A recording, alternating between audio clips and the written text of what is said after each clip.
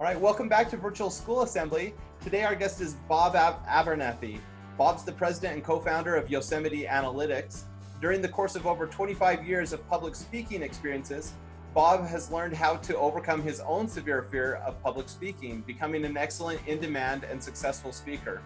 Bob has coached students from all walks of life and all ages about how they can conquer their fear of public speaking. This is a fear that affects people of all ethnic, gender, age, socioeconomic, and other groups. Bob is athletic. When he was in college, he ran track at Cornell, and today he's an avid hiker. He's made it to the top of Half Dome at Yosemite National Park 5 times. So excited to dig into public speaking with you, Bob. Welcome to the show. Thank you very much, Tyler. I'm excited to be here and to speak to your audience because I know what this fear of public speaking is like. Believe me, I know it all too well. And I'll just talk a little bit now to start out with about my story. And when I was in elementary school, I went to St. Anthony's Catholic School in Oceanside, Long Island, New York. And I was always one of those students in elementary school who was ready to speak and raise my hand and volunteer. But then one day in 8th grade, in Mrs. Goldbaum's English class, I was asked to go up and read a poem to the class. And that's the first memory I have of where this fear of public speaking really hit me hard for whatever reason that day. I could hardly talk. My voice was tight. My throat was, uncomfortable. I wasn't even able to think straight. And probably the worst part of it all was that I felt like everybody in that room could really see and feel just how uncomfortable and nervous I felt. And that was a terrible feeling too. So then to make matters even worse, Tyler, what happened was after that was over, I said, that was horrible. I never want to feel that again. And so what that led to was a fear of the fear. So it got into a vicious cycle where now I was afraid of the fear and feeling that way. So of course that just made everything worse and made me fear that whole prospect of talking to a group even more. So I struggled with this for years, through junior high, through high school, through college, and even starting into my adult professional career. So I know how horrible it can feel. And by the way, it has nothing to do with how big and strong or tough you are. I have talked about this with ex-Marines, with mixed martial arts, MMA fighters. And these guys have told me it's horrifying to speak in front of a group of people. And these are guys who beat up people for a living, or, with the Marines, tough guys, and it doesn't matter how tough you are. You can still feel this. So when I started feeling this, I really started thinking, and especially as it continued, gosh, is there something wrong with me? Why do I fear this so much? There's no good logical reason to fear it. It's not like somebody's going to come up and punch me or throw something at me or hurt me physically in any way. But still, I had this terrible feeling inside. And one thing I always tell the audiences that I speak with is, first, I'll ask the group, is anybody in this room not ever had this fear of public speaking? And usually there'll only be maybe 2 or 3 people, and they'll raise their hands. And that's when I have a little fun, Tyler, and I'll walk over to them and I'll say, you know what? You are abnormal. And of course, everybody gets a good laugh out of that, including those folks who are abnormal. But then I tell them, but you're very lucky to be abnormal in this way, because this can be a very scary fear for most people. And actually, when you look at the research about it, the surveys that are done of what are the things that human beings fear, is really fascinating results, because what you find out is that public speaking is usually the #1 fear that most people have. Now stop and think about that. Think about all the different things there are in life, in this world, to really be afraid of. Snakes and spiders and heights and airplane crashes and being poor and being alone and I ask my audiences, what are some of the things that they fear? And these are some of the answers, but there's hundreds of phobias out there. And of course, a lot of those things can really hurt you physically. But public speaking still ranks as number one. Now, the comedian Jerry Seinfeld has a little part of his routine where he talks about this. And he says something quite funny. You can Google it, look up Jerry Seinfeld public speaking, on YouTube, and you'll find it. It's 27 seconds long. And he says basically that he read that this is the number one fear people have. People fear it, he says, even more than death. He says, think about that. That means at the average funeral, most people would rather be in the casket than giving the eulogy, which is funny, but it's also true. So what I'm getting at here is I want everybody who's listening, if you feel this fear, I want you to know you're not weird, you're not abnormal, it's very common. And no matter how much or how deeply you may feel this fear, I mean, if you would have asked me back then, how much do you feel this fear, Bob, on a scale of 1 to 100? I probably would have said 200. Of course, there's no easy way to measure it, right? But I felt it very, very strongly. And the good news is that I learned over the years, and I had to figure a lot of this out myself because I looked for books and helpful material, which I didn't find. There's a lot out there about public speaking, but not a lot at all about how to overcome the fear of it. So Tyler, I figured that the way I looked at it was, if I'm still shaking with fear up in front of an audience, but I know all these other techniques and tips about how to structure my presentation, how to set up my PowerPoint slides, how to have eye contact with the audience, and all these are very good tips. Don't get me wrong, but I figured if I know all that, but I'm still shaking with fear, it's not going to do me a lot of good. So I really had to focus on this, and I did. I've actually written a book now about this topic. It's called Love Your Audience, How to Conquer the Fear of Public Speaking. And I talk about all of these topics and much, much more. We don't have a ton of time today, of course, to go over a whole book, but I'm going to touch on some key things. One is that when you stop and think, why is this the number one fear? And it's not just a slight or little fear. It's a very big and terrifying fear for a lot of people. Why is that? I talk in the book about the fact that we are human beings, and what does it mean to be a human being? When you stop and think about it and break it down, we are physical creatures. There's a component of us that is physical, but there's also the mental, the emotional, the psychological, and even the spiritual. And the interesting thing and the scary thing about public speaking is that it hits us in all of those places of our being at the same time. It's like the perfect storm of fear. And guess what? It happens right at the very worst moment when you're standing up in front of a group of people, whether they're classmates at school or later in life, maybe they're coworkers or people at church or wherever, city hall, maybe you're going to a city meeting. It hits us at the worst time, right when you want to look good, you want to impress an audience, and then you're standing up there, not able to think or sometimes not even able to speak. So as human beings, there's a lot of reasons why it hits us in each of these areas. And in my presentations, and I speak to audiences of different ages, different types of audiences about this topic. And I go into these areas in more detail, the physical, the emotional, the psychological, the spiritual. One of the things I tell people is that, I'm very eager to help you because I know what it's like to struggle with this fear, and I enjoy helping other people figure it out and overcome it.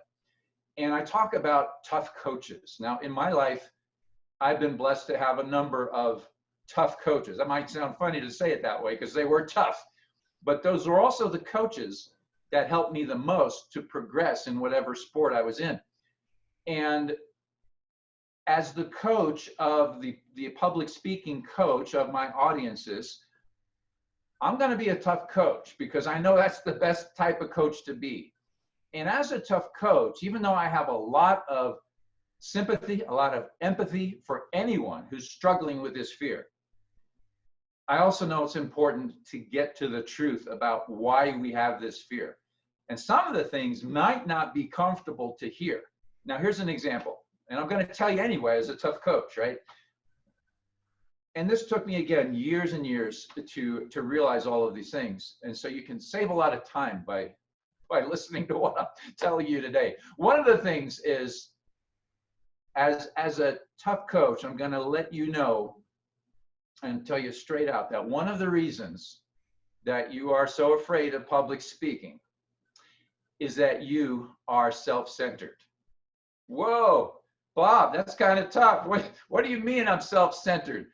And it took me a while to realize this, but it was a real big aha kind of a moment for me when I realized about myself that I was spending a lot of time thinking and worrying, even in advance of the presentations, about what the audience is going to think about me.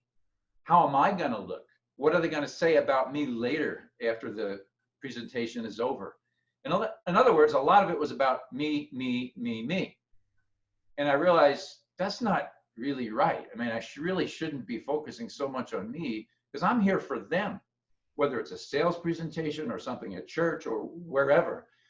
Excuse me. So when I started realizing that, it was a very powerful moment because it helped me so much. And that's why I titled the book, Love Your Audience.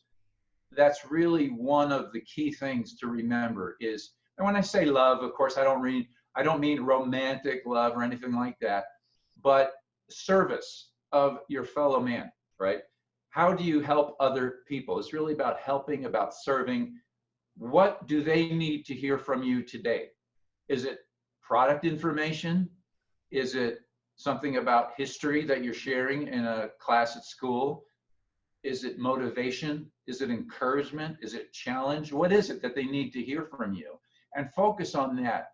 And the more you focus on that and on really wanting to help them, the less time and the less energy you're going to have to worry about how they're thinking about you.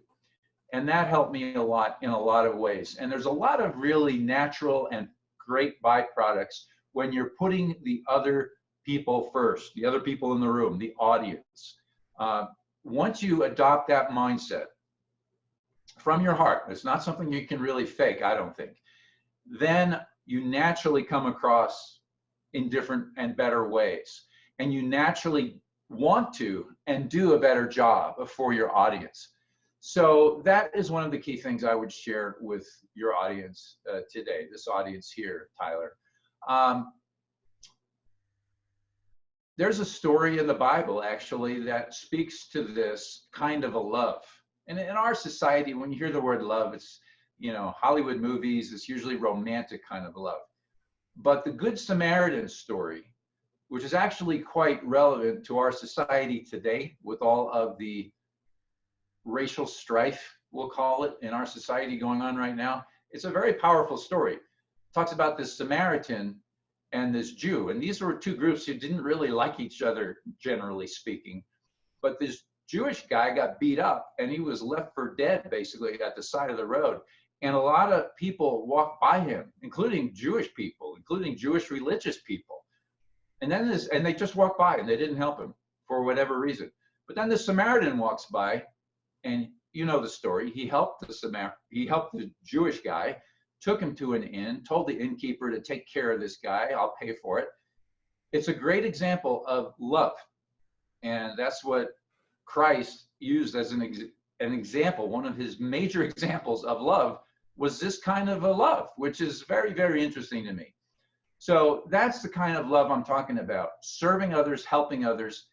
It's very, very powerful. And one more comment about that, and then we'll go to questions and answers. Why is love so important as a way to combat this fear of public speaking? Because for many years, I thought about this so much, and I was thinking about it very logically. I'm a kind of a logical thinker, analytical person. And I told myself all kinds of reasons logically why I should not feel this fear. Guess what? It didn't work, or it didn't work very much. Because logic is not powerful enough to overcome fear, which is a very strong emotion. That's the key word here. So to fight an emotion like fear, you really need a more powerful emotion, not logic. And love is that more powerful emotion. So think about it that way, like fighting fire with fire. And that's why it's so, one reason why it's so effective. So that's, I'll leave it at that for now. And I know we have a lot more we could talk about, but I think you have some questions for me, Tyler? Yeah.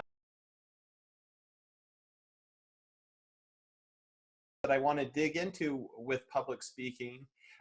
First, we have to recognize there are different audiences. In the example that you gave with the Good Samaritan, the audience was someone that he didn't know. However, in public speaking, often we're speaking to people who we do know. And in the case that you used earlier with these tough coaches, it's usually people that you have some sort of stewardship or responsibility for, right? So a coach is a kind of teacher or a public speaker that's helping people through different situations. In fact, we've already, in season 1 of Virtual School Assembly, we had a number of coaches. We had Kevin Black, who's an Olympic wrestling coach, and then we had Trisha Brook, who's an actress, but she also does public speaking coach. And then we had Kadevis Robinson, who's an Olympian, but he coaches the cross-country team at Ohio State. And so we've had all these different coaches. Oh, and James Van Hook, who's a basketball coach in Texas. And so all these coaches, their audience are their team or the people that they're coaching up. But in that situation, there's a familiarity. I think that when you talk about loving your audience, you're talking about an audience, right? People that typically we don't know. Why do you think it is that we're afraid of strangers, but when we talk to people we know, like in a coaching situation, that seems to be much easier? Do you have any ideas on why those differences exist? Yeah, that's a really interesting question. And I actually think that in some cases, like in a professional setting, Mm-hmm. or even in a school setting, it might be even more difficult for many people to talk to people you know. I'll give you a quick example. My sister lives in Italy. Mm-hmm. She had a friend who was given the opportunity to speak at her children's open house, her children's school, to all the other parents. And she found she was very concerned about doing this because she knew all these parents. And she knew in her mind, she's thinking, if I bomb, if I do a terrible job, I'm still going to see these people every day. Right. Which is different from a group of strangers who you never see again, right? Mm-hmm. So in some cases, it can be even harder. I remember in my professional career, one time I was asked as a very new employee of Oracle Software Corporation to speak to a group of coworkers, and I was new to the team.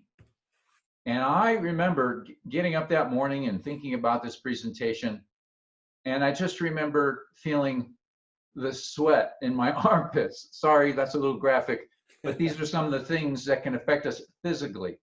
And it was a group of peers, and sometimes those can be the most difficult audiences. But whether it's peers or strangers, one of the threatening things about a group of strangers or people you don't know is that you don't know them, and you don't know exactly what you may not know what they're looking for or expecting. And that's one of the things I say often is try to love your audience, you need to know your audience as much as possible. It's not always realistic to know a ton, but try to do a little bit of research or talking to a few people in advance so that you will have a better idea, and that will make you feel more comfortable. It's the fear of the unknown, I think, is a lot when we're talking with strangers. Right. Now, I think a lot of kids, especially those who are afraid of public speaking, have the attitude, well, it's not a big deal because I can just avoid public speaking. I won't need to do it throughout my life. I just won't take advantage of those opportunities. But as you just shared with your experience at Oracle, in most professions and just in living life in general, there are lots of opportunities to speak. Can you speak to that a little bit? Like what should kids be preparing for? What are speaking opportunities that they may have later in their life? Very good. Yeah, that's real important to answer that question because, and I was chuckling a little bit as you asked the question, because I was thinking back on my own life and how I tried that. I tried to avoid public speaking.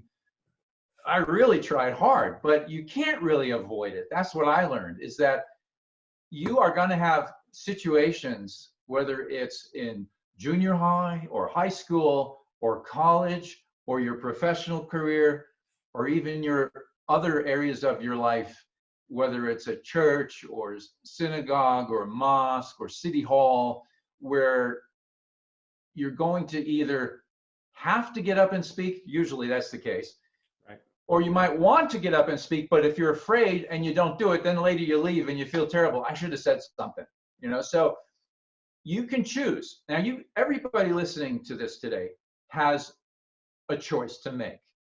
Okay, if you're someone who feels this fear of public speaking, and I had this same choice to make.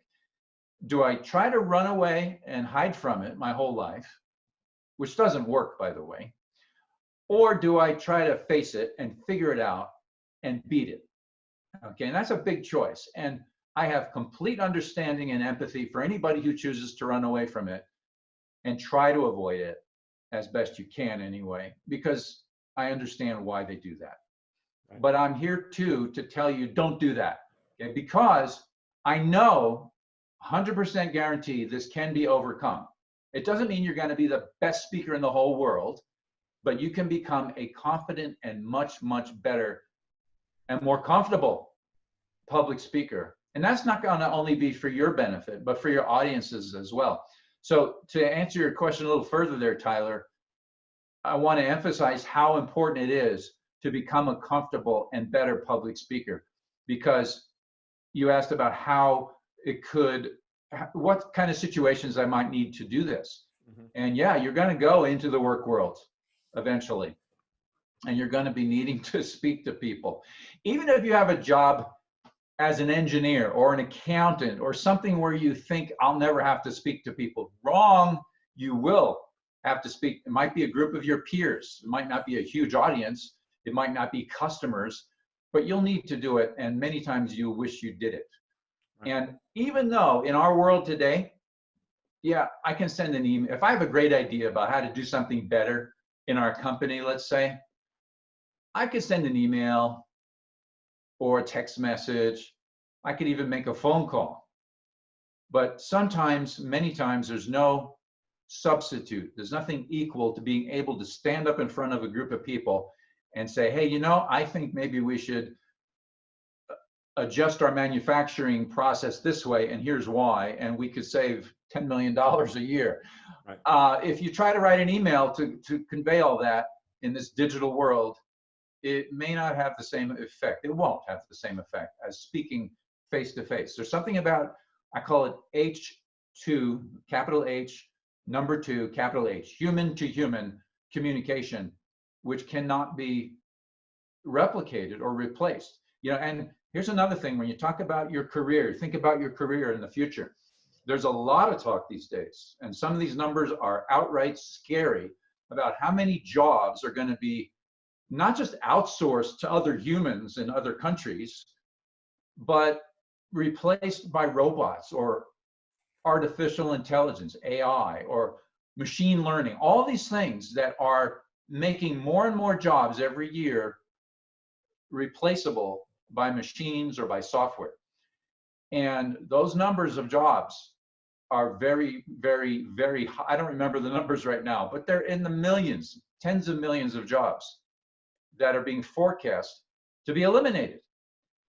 Now, guess what? A robot or a piece of software can never do what a human can do speaking to another group, a group of humans.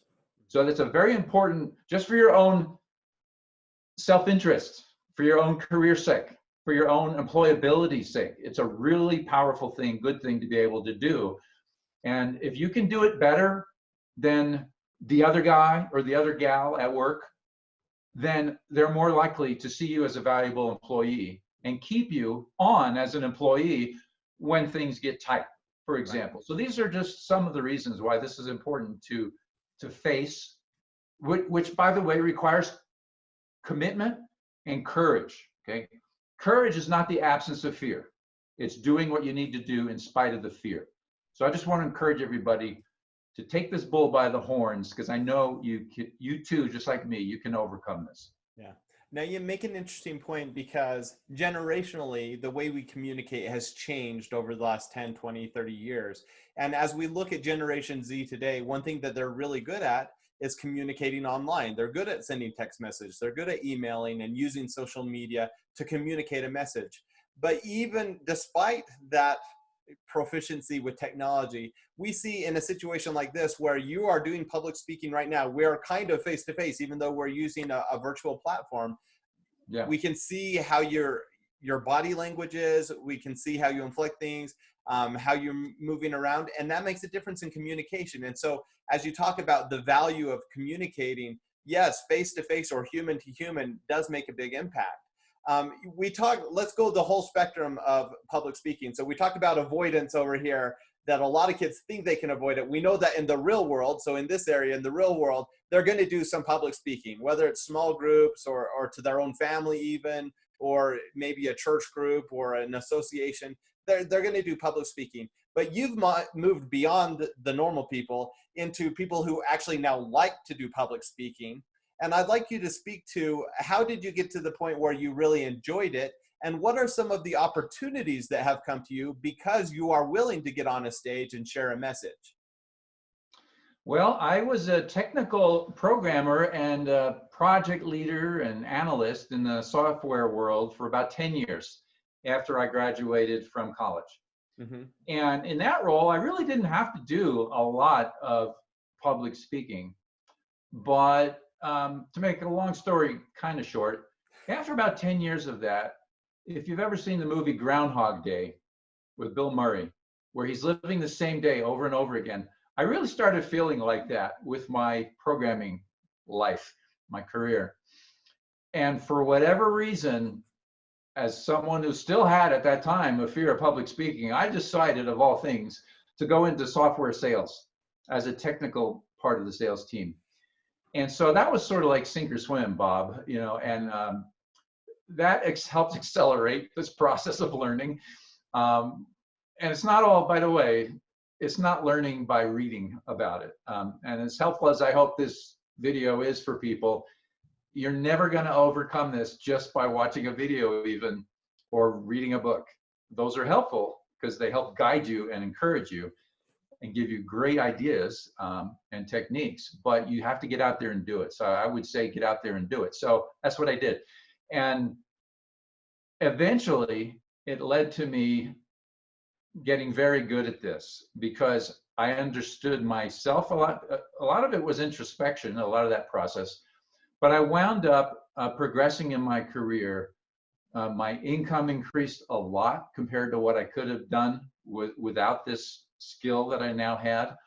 I was a very in-demand speaker. For example, I think back at Oracle, they have something called the Corporate Visit Center at their headquarters in Redwood Shores. It's a very fancy facility where groups are coming in, groups of prospects and customers from all over the world all the time. And I was a regular visitor there. And then when I realized that, I thought about that. Why do these sales reps always ask me to come and present to their audiences? It's not because they think I'm a nice guy or because they like me.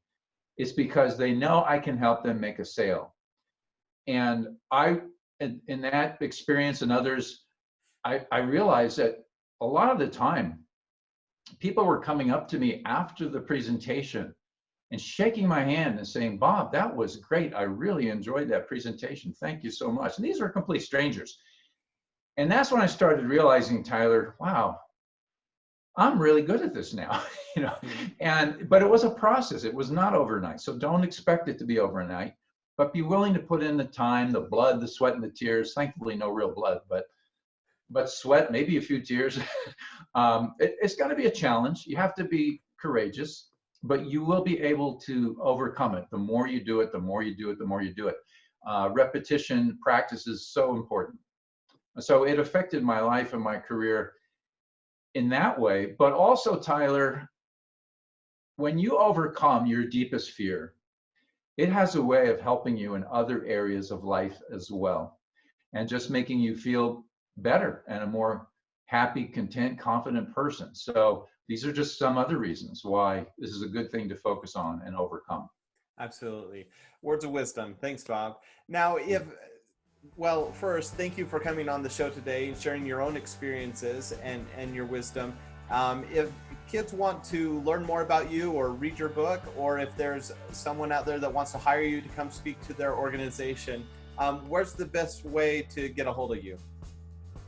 Well, they can go to my website, which is loveyouraudience.net, not .com, .net, okay? And you can go there, and there's a form there you can fill out. Just shoot me a message there, and that's the easiest way to reach me. Or if you want to talk to Tyler here, I'm sure he can reach me too. Yes, I can. All right, great. Well, thank you for being on the show today, Bob. Thanks for having me, Tyler. It's been a pleasure.